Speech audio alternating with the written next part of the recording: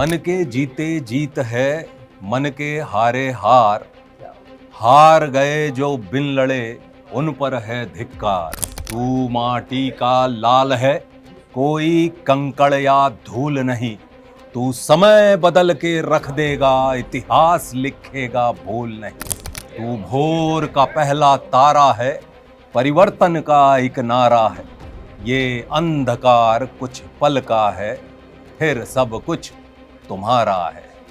मैंने कहा था महाराज, अंत में जीत आपकी। नमस्कार, न्यूज़ 18 हिंदी में मैं प्रतीक शेखर आप सभी का स्वागत करता हूं। दोस्तों, छावा इस साल की 2025 की अब तक की सबसे ज़्यादा कमाई करने वाली फिल्म बॉक्स ऑफिस पर बन चुकी है। साथ ही सबसे ज़्यादा पसंद करने वाली फिल्म भी बन चुकी है। इस फिल्म में विक्की कौशल के साथ साथ एक और एक्टर है जिनका काफ़ी तारीफ, हर जगह तारीफ हो रही है। विनीत कुमार सिंह आज हमारे साथ हैं। विनीत, न्यूज़ 18 में बहुत बहुत स्वागत है आपका। धन्यवाद, बहुत बहुत धन्यवाद। कैसा फील कर रहे हैं? मतलब विस्फोट, आपने जो विस्फोट किया है आपने और विक्की ने मिलकर, बहुत अच्छा लग रहा है, बहुत ही स्पेशल फीलिंग है। बिकॉज पूरे करियर में कभी ऐसा मैंने महसूस नहीं किया जो छावा की रिलीज़ के बाद जो प्यार मिल रहा है बहुत ही अद्भुत है। और इस बार कुछ ऐसा हुआ है कि छावा 14 फरवरी को रिलीज़ हुई और उसके 2 वीक के बाद सुपर बॉयज़ ऑफ मालेगांव भी थिएट्रिकल रिलीज़ हुई। बिल्कुल बिल्कुल। तो बहुत ही खास है सब कुछ। और दर्शकों के बीच में गया, थिएटर में गया, तो जो प्यार मिल रहा है सो ओवरवेलमिंग। एंड सबका धन्यवाद देना चाहता हूँ। Thanks to Laxman Utekar sir, जो फिल्म के डायरेक्टर हैं, जी जी, जिन्होंने मुझे कवि कलश जी का किरदार करने का मौका दिया। कवि कलश का किरदार जो आपको मिला है, कहीं ना कहीं से ऐसा मुझे लगता है कि जो आपकी लिखावट में है ना, जो आप लिखते हैं, गाने लिखते हैं, कहीं ऐसा तो नहीं कि इस वजह से आपको मतलब इस रोल के लिए आगे लाया गया या रखा गया, क्योंकि आप में वो है, शुरू से लोग देखते आए हैं। मुझे बिल्कुल ये पता नहीं, लेकिन बात जिक्र निकला है तो मैं ये कहना चाहूँगा कि कवि कलश जी के किरदार के लिए लक्ष्मण उतेकर सर ने मेरा कोई ऑडिशन नहीं लिया। वाह। फिल्म के कास्टिंग डायरेक्टर हैं वैभव विशान जी जी, उन्होंने भी मेरा कोई ऑडिशन नहीं लिया। जो लक्ष्मण उतेकर सर का ये कहना था कि विनीत, मैं जब भी कवि कलश जी के किरदार को लिख रहा था या सोच रहा था, मुझे हमेशा आप दिखते थे। तो मेरे लिए बहुत बड़ी बात है, क्योंकि मेरे पास एक भी तस्वीर ऐसी नहीं थी जी जी, जो कहीं से भी पीरियड में कुछ ऐसा मैंने किया हो, या कवि कलश जी की जो लुक है उनका, जी जी, जो उन लोगों ने सोचा हो, वैसी कोई तस्वीर भी मेरे पास नहीं थी। तो ये मेरे लिए बहुत बड़ी बात है, क्योंकि जब फिल्म के डायरेक्टर जब आप पे इतना भरोसा करते हो तो आपकी जिम्मेदारी बढ़ जाती है। जी, जाहिर सी बात है। और जो लास्ट का जो क्लाइमेक्स सीन है ना, जो मेरे भी रोंगटे खड़े हो गए थे। जाहिर सी बात है, आप जब उस सीन को कर रहे होंगे तो मैं जानना चाहता आपके अंदर कैसा वो चीज़, वो ज्वाला, वो जोश कैसे उत्पन्न हो रहा था? मतलब वो सीन जब हम लोग पढ़ रहे थे, मतलब रीडिंग जब हो रही थी, प्रिपरेशन जब चल रही थी, तो मैंने और विकी ने कई रीडिंग की हैं लक्ष्मण उतेकर सर के साथ। जी जी, और उस समय लक्ष्मण सर ने ये बोला था कि मैं सीन को इस तरीके से देख रहा हूँ। अच्छा, तो उन्होंने जो डिस्क्रिप्शन दिया था एग्जैक्टली वैसे ही उन्होंने शूट किया है। बिकॉज वो कैमरामैन भी रहे हैं, उन्होंने बहुत सारी अच्छी अच्छी फिल्में की हैं जिसमें वो सिनेमाटोग्राफर रहे हैं। बिल्कुल बिल्कुल। तो विजुअली उन्होंने जो डिस्क्रिप्शन दिया था सीन का, वो विजुअल मैं देख पाता हूँ। प्लस सीन में एक वॉर फिल्म है जिसके क्लाइमेक्स के पास कविताओं में संवाद होगा, ये अपने आप में एक बड़ा डिसीजन था। जी जी, बिल्कुल। क्रिएटिव लिबर्टी लेकर के वो गद्य में, मतलब जो बातचीत की भाषा है जो सामान्य रूप से इस्तेमाल होती है, जी, वो कर सकते थे, लेकिन उन्होंने बोला नहीं, कविता में ही संवाद हुआ था, तो उन्होंने वही फॉर्मेट रखा।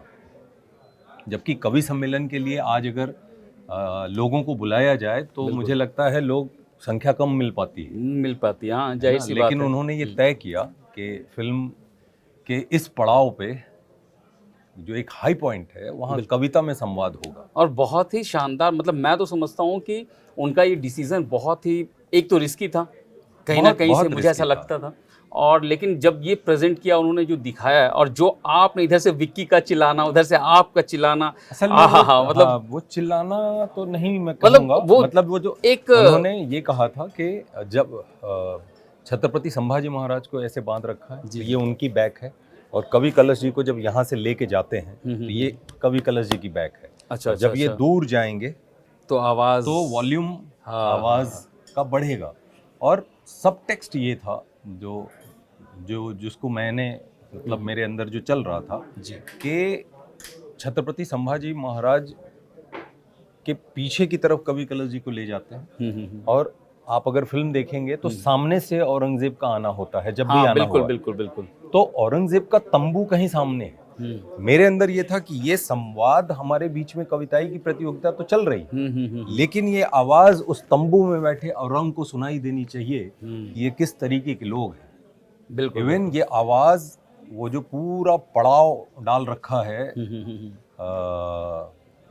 मुगल सेना ने, बिल्कुल बिल्कुल जो बहुत बड़े एरिया में था, हर किसी तक वो आवाज जहां तक पहुंच सकती है पहुंचे, वो गड़गड़ाहट ताकि हो, उन्हें वो जी। याद रहे कि मौत की तरफ बढ़ते हुए कदम ऐसे हो सकते हैं कि ऐसा लग रहा है कि मौत हमें डरा ही नहीं सकती। बिल्कुल इतने टॉर्चर के बाद भी एक चीख नहीं निकली मुझसे, मुस्कुराते रहे लोग, और मान सम्मान को हमेशा ऊपर रखा, अपने प्राण से ऊपर रखा। और ऐसे कवि कलश जी जैसा मित्र मिल जाए तो मतलब किस चीज़ से तुलना करेंगे। तो वो कविता बहुत अच्छा ट्रांसलेट हुई, ऑडियंस के बीच में बहुत अच्छे से गई, वो लिखी ऐसे गई थी कि लोग समझ पाते हैं। अच्छा, ये रोल जब आपको ऑफर हुआ, आपने फिल्म भी कर ली, रिलीज होने के पहले तक सोचा था कि इतना कुछ हो जाएगा, इतना ज़्यादा मतलब थोड़ा सा भी कहीं से? ये था कि कहानी अच्छी है और कुछ नया मैं कर रहा हूँ, क्योंकि कोई भी पीरियड फिल्म, हिस्टोरिकल फिल्म मैंने नहीं की थी, और लेकिन इस तरीके से चीज़ रिलेट करेंगे लोग, मैंने ये नहीं, इतना नहीं सोचा। विकी को मैं ये बोलता था कि ये फिल्म बड़ा जंप देने वाली है, ये हमारे बीच में बातचीत होती थी, लेकिन इतना बड़ा जंप, मतलब ये तो मतलब साल अब तक की सबसे बड़ी फिल्म मानी जा रही है। होता है ना कि आप हाई जंप है, ये तो पोल वॉल्ट का जंप लग गया। करियर में भी उम्मीद है कि काफ़ी जंप देखने को बूस्ट मिलेगा। बिल्कुल बिल्कुल, जिस तरीके से लोगों ने सराहा है, जो प्यार मिल रहा है जी, और जिस तरीके से लोगों की बड़ी बड़ी पोस्ट आ रही हैं, लोगों ने कहीं ना कहीं, सब ने, जब मैसेज पढ़ता हूँ तो भावुक हो जाता हूँ। बहुत सारे मैसेजेस हैं, पढ़ नहीं पाया हूँ जी, मुझे लगता है 95% से ज़्यादा मैसेजेस को मैं छू नहीं पा रहा हूँ, बिकॉज मेरी कैपेसिटी से बाहर है वो। बिल्कुल बिल्कुल। तो जो भी ओपन कर पाया हूँ, सब में एक कॉमन चीज़ है, लोगों ने ये लिखा है कि ये सफलता, ऐसा लगता है कि आप ही सफल नहीं हुए विनीत भाई, ऐसा लगता है कि हम लोग भी सफल हो गए। तो लोगों ने पर्सनलाइज कर लिया, ये चीज़ बहुत छू के जाती है। चलिए, चूंकि समय कम है, सवाल बहुत है मेरे पास, उसको सॉर्ट करते हैं और आपसे कुछ और पूछ लेते हैं थोड़ा हटकर। बनारस से हैं, भोजपुरी गानों की तरफ कैसा रुझान है आपका? हाँ, बनारस से हूँ, मतलब उधर रहे हैं हाँ, आप? नहीं, मेरा जन्म हुआ है बनारस में, पला बड़ा हूँ बनारस में, 10+2 की पढ़ाई हुई है बनारस में। और पूरा परिवार, मतलब पिताजी, माताजी अब नहीं हैं, मतलब 2023 में वो अब तो बाकी भाई बहन सब बनारस में हैं, सब लोग, और तो जाता रहता हूँ। तो भोजपुरी गाना वगैरह सुनते, जैसे पवन सिंह हो गए या खेसारी लाल यादव हो गए? मतलब बनारस में तो आप ऐसे भी घूमेंगे टहलेंगे तो कोई ना कोई गाना कहीं से बजता हुआ आपको सुनाई देता ही है, है ना? तो वो चीज़ें होती ही रहती हैं। आप बनारस की किसी भी गली में जाएंगे, कोई ना कोई भोजपुरी गाना सुनाई देता ही है। मुझे याद है मनोज तिवारी जी की, मतलब जब भी वो ससुरा बड़ा पैसा वाला आया था, तो वो गाना था ना, सीए से बीए करके बबुआ हमार कंपटीशन देता ना। तो ऐसे बहुत सारी चीज़ें रही हैं जो सुनते रहे हैं। और अच्छा, एक सवाल और पूछना था कि चूंकि करियर आपकी मान लीजिए 20 से 25, मतलब 2002 में पिता में आए थे आप, पहली फिल्म आपकी वो थी, और अब तक छावा, इस बीच में जो हम खाते में देखते हैं आपकी फिल्म में बहुत कम है। मैं हमेशा कोशिश मेरी ये थी कि मैं अच्छी फिल्मों का हिस्सा बनूं, अच्छी कहानियों का हिस्सा बनूं, अच्छे डायरेक्टर्स के साथ काम करूं, अच्छे प्रोड्यूसर्स के साथ काम करूं। तो जब आप इस तरीके का चुनाव करते हैं तो आपको काफ़ी समय तक बैठना पड़ता है। तो वो रहा, बट तो अब लेकिन जिस कभी तरीके कुछ से कभी ऐसा बीच में ऐसा लगा कि यार कर लेना चाहिए था, कोई ऐसी फिल्म है जो आपने ठुकराई हो? मैं पलट के पछताता नहीं, क्या बात है, बहुत बढ़िया। है ना। अपनी अगर कोई गलती हुई है तो मैं उससे सबक लेना पसंद करता हूँ। पछताने से वो बदलेगा तो नहीं, बिल्कुल बिल्कुल। उससे बेहतर है कि उस चीज़ से सबक लूँ और आगे जब भी कभी ऐसी परिस्थितियां आएं तो मैं उस सबक को याद रख के डिसीजंस ले सकूं। तो मैं इसी तरीके से चीज़ें देखता हूँ। अच्छा, इसलिए शायद लेट सही देर सही और मंजिल के करीब होते जा रहे हैं आप, शायद मंजिल मिल भी गई है आपको। धन्यवाद, बहुत बहुत धन्यवाद। और जाते जाते विनीत, बस एक बार वो रोंगटे खड़े कर देने वाली कविता अपने श्रोताओं के लिए मैं चाहूंगा कि आप जरूर बोलते हुए जाएं। मन के जीते जीत है, मन के हारे हार, हार गए जो बिन लड़े उन पर है धिक्कार, उन पर है धिक्कार जो देखे ना सपना, सपनों का अधिकार असल अधिकार है अपना, अपनों की खातिर करना है कुछ आज हमें, अजर अमर कर देना है स्वराज हमें। तू माटी का लाल है, कोई कंकड़ या धूल नहीं, तू समय बदल के रख देगा, इतिहास लिखेगा भूल नहीं। तू भोर का पहला तारा है, परिवर्तन का एक नारा है, ये अंधकार कुछ पल का है, फिर सब कुछ तुम्हारा है।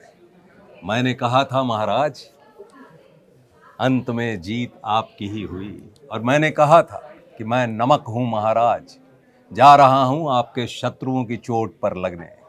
तुम नमक नहीं चंदन हो कवि, तुम तिलक हमारे माथे का। वाह, thank you Vineet, Thank you so thank you much. So much.